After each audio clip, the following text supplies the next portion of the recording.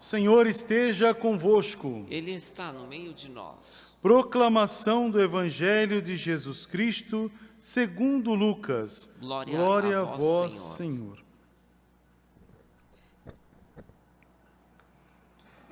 Naquele tempo, disse Jesus aos fariseus: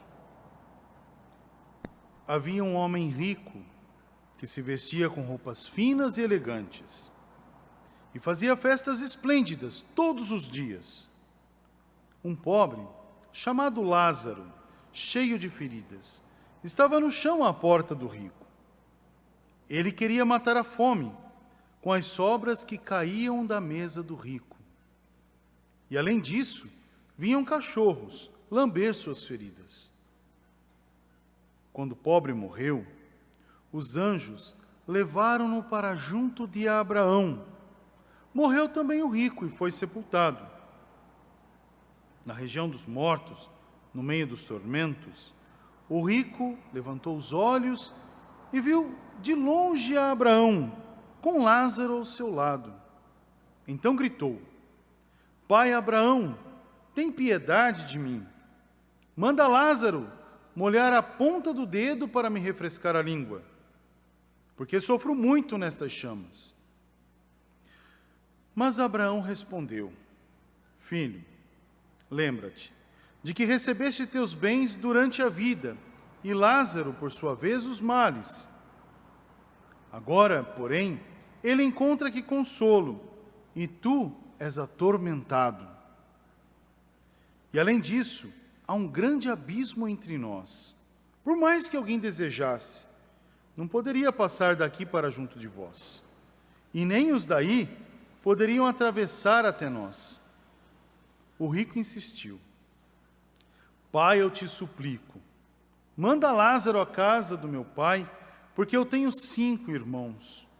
Manda preveni-los para que não venham também eles para este lugar de tormento. Mas Abraão respondeu: Eles têm Moisés e os profetas, que os escutem. O rico insistiu: Não, pai Abraão, mas se um dos mortos for até eles, certamente vão se converter. Mas Abraão lhe disse: Se não escutam a Moisés, nem os profetas, eles não acreditarão, mesmo que alguém ressuscite dos mortos. Palavra da salvação. Glória a vós, Senhor. Que a palavra do Santo Evangelho perdoe os nossos pecados. Amém. Queridos irmãos, nós estamos vivendo um tempo da graça de nosso Deus, um tempo favorável. Tempo de Quaresma é um tempo de reflexão, um tempo de vida, né? Embora nós estamos vivendo tormentos, né? Tormentos reais, estamos vivendo aí essa pandemia. O Senhor, né? Muitas pessoas reclamam, até mesmo falam: nossa, né? Se um fala que pode celebrar com o povo, outro fala que não. Enfim, o Senhor está conosco, e isto é mais importante. O Senhor permanece conosco. Essa é a parte importante de todo o mistério. Mesmo é uma ausência da presença, mas é uma presença na ausência. Porque a gente se faz igreja, a nossa casa se faz extensão desse amor misericordioso de Deus. Isso é mais importante. Veja lá, a liturgia de hoje chama a atenção para que a gente não seja soberbo, né? Nos chama a atenção para não viver a mesquinharia do tempo. Veja que interessante o fato. Se olharmos a primeira leitura, já nos fala, né? Se a gente pega lá a primeira leitura de hoje, a gente já começa a observar: o profeta proclama, né? Que a gente não pode ficar preso sobre algumas realidades tristes do tempo. Mas o Senhor nos chama a ter vida.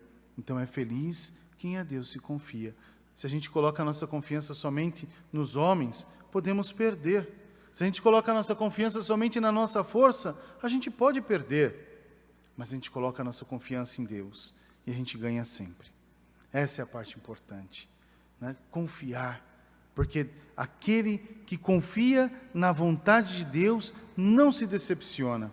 Embora sofremos tentações, perseguições, desilusões, frustrações, Deus é a nossa luz. Então, logo, em tempo de escuridão, lembre, Jesus é a tua luz. Se deixe iluminar por Cristo, se deixe amar e, acima de tudo, escute a sua palavra. E a palavra nos foi dada. Veja que interessante ali a realidade que nos foi apresentada, um rico e o Lázaro. Vocês repararam que o rico não tem nome no texto que Lucas escreve para a gente. Por causa do quê? Talvez não queria colocar ninguém em evidência, mas Lázaro tem um nome, o pobre tem nome, Lázaro. É interessante o fato ali, porque parece que Lucas nos dá a liberdade de entrar no texto, nos dá a liberdade de participar desse momento. Vocês observaram que Lázaro ficava às portas da casa do rico. O rico, por sua vez, esse aqui apresentado, não teve a capacidade de acolher Lázaro, de amar Lázaro, mesmo Lázaro estando à porta da sua casa. Para ele não enxergava Lázaro, era insignificante aos olhos dele. Ele dava festa, e Lázaro se alimentava com as sobras dessa festa. Aí diz que os cachorros vinham lamber suas feridas. Então, o único amparo que Lázaro tinha era dos cachorros. É interessante o fato da exclusão total que Jesus apresenta nesse texto.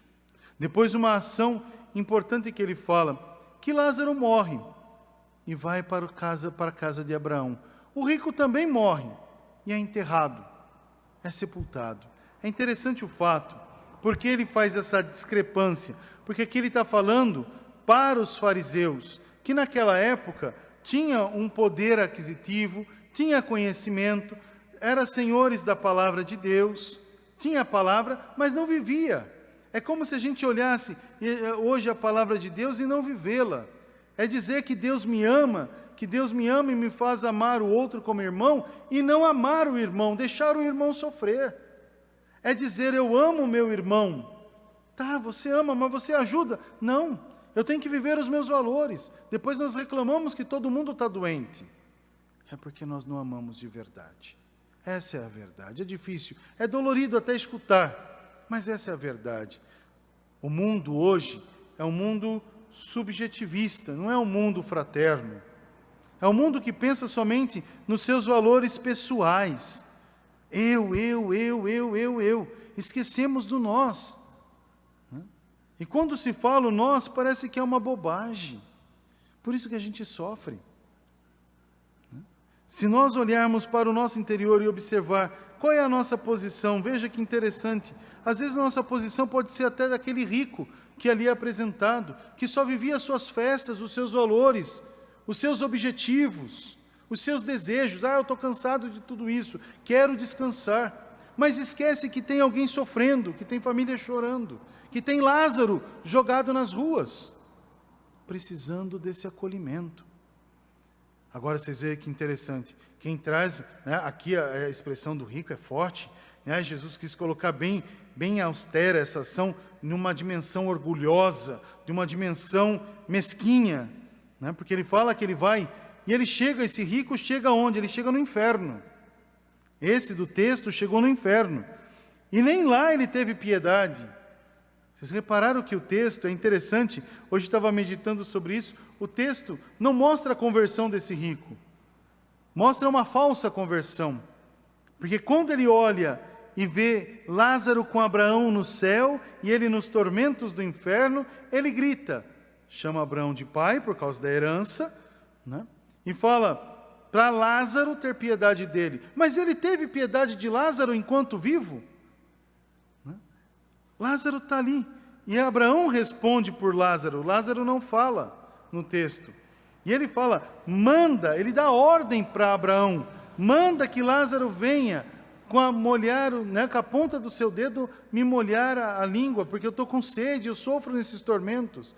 Nem teve capacidade, o texto, Jesus não colocou ali que esse homem não teve nem capacidade de dizer, Senhor, piedade, piedade de mim, por quê? Porque sofro, mas ao mesmo tempo, manda. Então vai o imperativo, o orgulho, como se ainda tivesse, está lá no fundo do poço, mas não perde o brilho.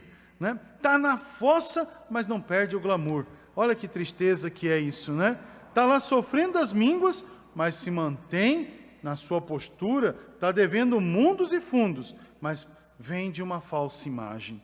E aí a gente observa que o pai Abraão falou, olha, não adianta você pedir essas coisas, porque a gente não consegue se comunicar. Há uma distância muito grande entre o céu e o inferno. Está quase que para dizer, olha, você tinha que ter se convertido antes.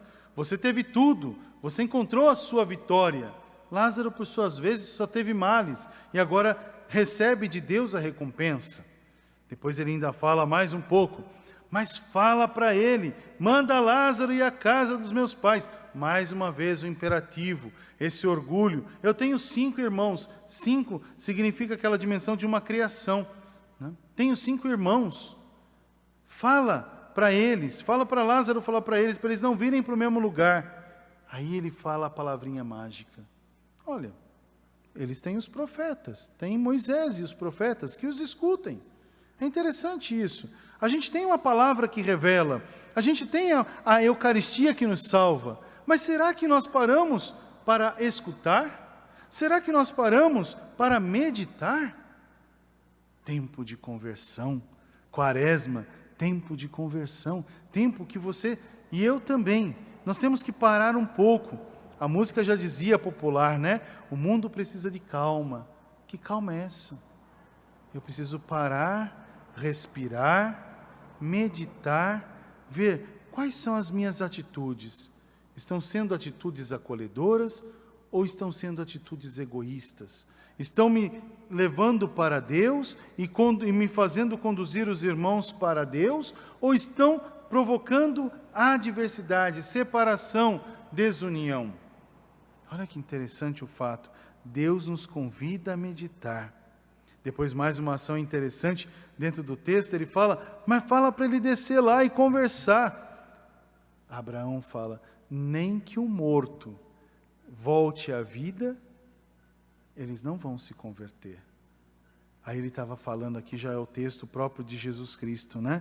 Dizendo, olha, eles não vão acreditar na ressurreição. Às vezes a gente também não acredita na ressurreição.